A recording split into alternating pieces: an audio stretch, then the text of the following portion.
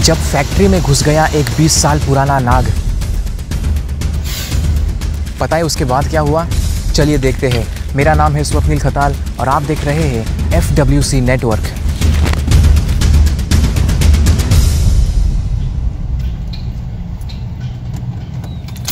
जब मुझे ये बात बताई गई कि उनकी फैक्ट्री में एक बहुत ही बड़ा सांप घुस चुका है, तो सबसे पहले जो मुझे लगा वो था एक इंडियन रैट स्नेक यानी कि धामन, क्योंकि वही सांप काफ़ी लंबे होते हैं, बड़े होते हैं और उन्हें देखकर लोग अक्सर डर जाते हैं। कहाँ पर है? इधर है कि वहाँ पे? उस पे वो। लेकिन जब मैं वहाँ पर पहुँचा, मैंने उस पतरे को वहाँ से हटाया, तब वहाँ तो कोई और ही बैठा था और वो था एक स्पेक्टेकल्ड कोबरा, एक जहरीला ख़तरनाक सांप। ये तो बहुत ही ख़तरनाक सांप है, गलती की कोई गुंजाइश नहीं। मैंने देखा वो सांप दीवार में मौजूद एक बिल के अंदर जाने की कोशिश कर रहा था। मैंने धीरे से उसकी पूंछ को उठाया और हल्के से बाहर निकालने की कोशिश की। मैं उसे बाहर निकालता चला गया और वो निकलता चला गया। यह सिलसिला कुछ देर तक चलने लगा और मुझे एक पल के लिए ऐसे लगा मानो ये सांप ख़त्म ही नहीं हो रहा हो। उसके बाद एहसास हुआ कि ये सांप वाकई में बहुत बड़ा है, इसलिए उन लोगों का डर जायज़ था। ये एक वयस्क लगभग 5-5.5 फीट लंबा इंडियन स्पेक्टेकल्ड कोबरा था। मेरे दिमाग में ये बात तय थी कि अगर मैंने कोई गलती कर दी तो ये सांप मुझे यहीं पर ढेर कर सकता है। अच्छी बात यह है कि ज़्यादा परेशानी नहीं हुई। उस सांप ने भी काफ़ी अच्छे से कोऑपरेट किया। मैंने उसे इत्मीनान से बाहर निकाला और उसे हमने अच्छी तरह से रेस्क्यू कर लिया। और अब हम आए हैं इस जंगल के नैसर्गिक परिवेश में, जहाँ पर उस सांप को हम आज़ाद करेंगे और उम्मीद करते हैं कि वो सांप अब दोबारा किसी इंसानी बस्ती की तरफ भटकेगा नहीं और अपनी बाकी की ज़िंदगी यहाँ पर आराम से बिताएगा। तो चलिए स्पेक्टेकल्ड कोबरा को आज़ाद कर देते हैं। यह है इंडियन स्पेक्टेकल्ड कोबरा यानी कि भारतीय नाग। वैसे तो ये काफ़ी बड़ा है, लगभग 5 फीट का तो होगा ही। ये काफ़ी हट्टा कट्टा है, हेल्दी है और ये जहाँ पर भी रह रहा था वहाँ पर इसे अच्छे से खाना मिल रहा था, इसीलिए ये इतनी अच्छी ग्रोथ के साथ, इतने हेल्थ के साथ यहाँ पर बड़ा हो चुका है। आप देख सकते हैं इसकी पहचान है इसका ये फन। दरअसल इनके गर्दन के पास हमारी पसलियों की तरह हड्डियाँ होती है, लचीली हड्डियाँ जो फैल सकती है और सिकुड़ सकती है, और काफ़ी ढीली त्वचा भी होती है। तो जब इन्हें किसी चीज़ को देखना होता है या फिर ख़तरा महसूस होता है तो ये अपनी उन पसलियों नुमार हड्डियों को फैला देते हैं और फिर ये फ़न, ये खूबसूरत और ख़तरनाक फ़न हमें दिखाई देता है। वैसे इस सांप की जो प्रजाति है यानी कि इंडियन स्पेक्टेकल्ड कोबरा, ये पूरे एशियाई महाद्वीप में पाया जाता है और भारतीय उपद्वीप में इनकी 3 प्रजातियां पाई जाती है। उनमें से एक तो आपके सामने है भारतीय नाग यानी स्पेक्टेकल्ड कोबरा, दूसरा है मोनोकल्ड कोबरा जिसे चंद्रनाग भी कहा जाता है, और तीसरा है किंग कोबरा यानी कि नागराज। ये तीनों सांप न्यूरोटॉक्सिक जहर से लैस और ख़तरनाक होते हैं, लेकिन ये ख़तरनाक तब होते हैं जब आप उनके साथ किसी प्रकार की कोई छेड़खानी करें। इस वक्त ये सांप मुझे देख रहा है क्योंकि ये सिर्फ इतना जानता है कि उसके सामने कोई एक बड़ा सा जीव हिल रहा है, इसीलिए ये मुझे देख रहा है।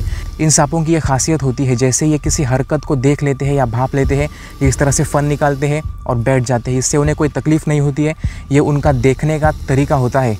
वैसे कमाल की बात बताऊँ तो इन सांपों की नज़र काफ़ी कमज़ोर होती है, इसीलिए ये सिर्फ हिलती डुलती चीज़ों पर ही अपना ध्यान केंद्रित कर पाते हैं।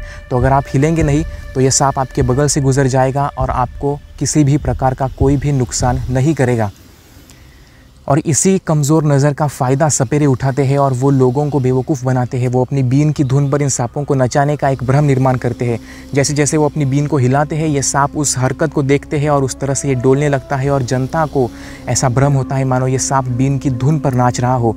कमाल की बात यह है कि किसी भी सांप के बाहरी कान नहीं होते, तो उन्हें बीन की धुन तो क्या, उन्हें किसी भी प्रकार का कोई भी आवाज़ सुनाई नहीं देता। इस वक्त ये मुझे भी नहीं सुन पा रहा है, ये सिर्फ कंपन को महसूस कर सकते हैं।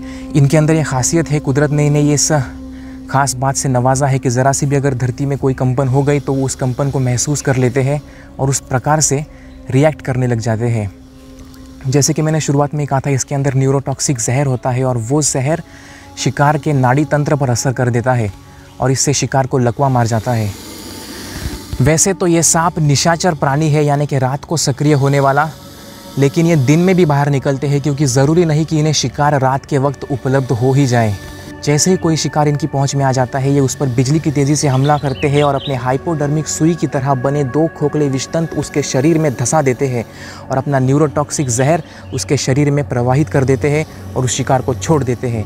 थोड़ी ही देर बाद वो शिकार दूर तक चला जाता है और उसकी मौत हो जाती है। फिर ये अपनी ज़ुबान से उस शिकार की गंध को सूंघ कर उसका पीछा करते हैं, वहाँ जाते हैं, उसे खा जाते हैं और हज़म करके आराम फरमाते हैं।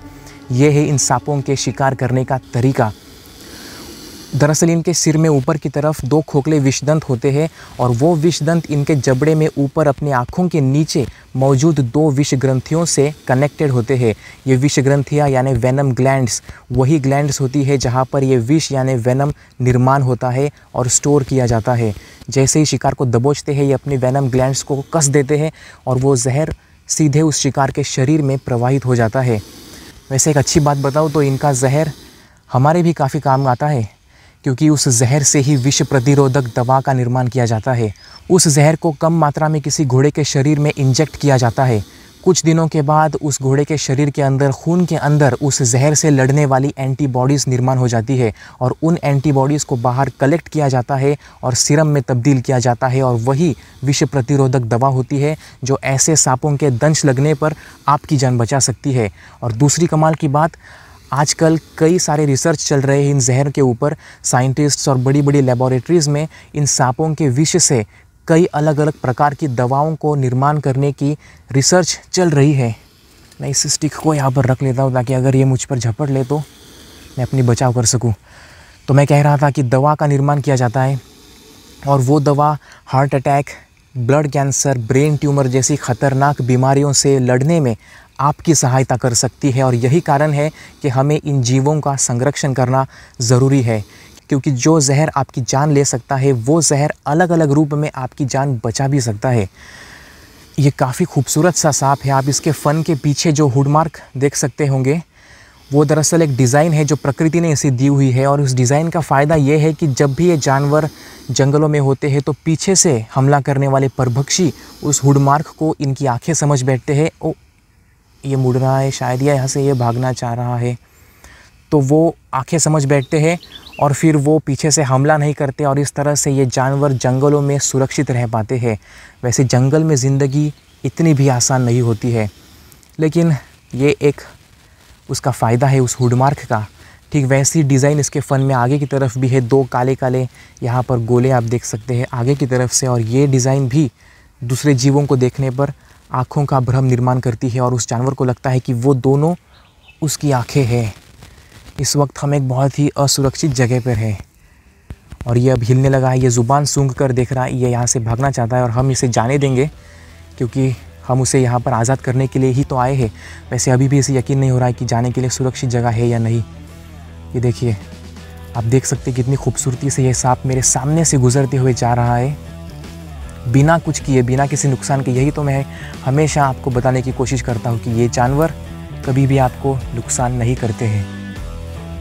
इन सभी एपिसोड्स का उद्देश्य बस यही है कि हम आप तक इन जानवरों की सही जानकारी पहुंचा सके, ताकि आपके मन में इन जीवों के प्रति और संरक्षण के प्रति एक सकारात्मक भावना निर्माण हो सके।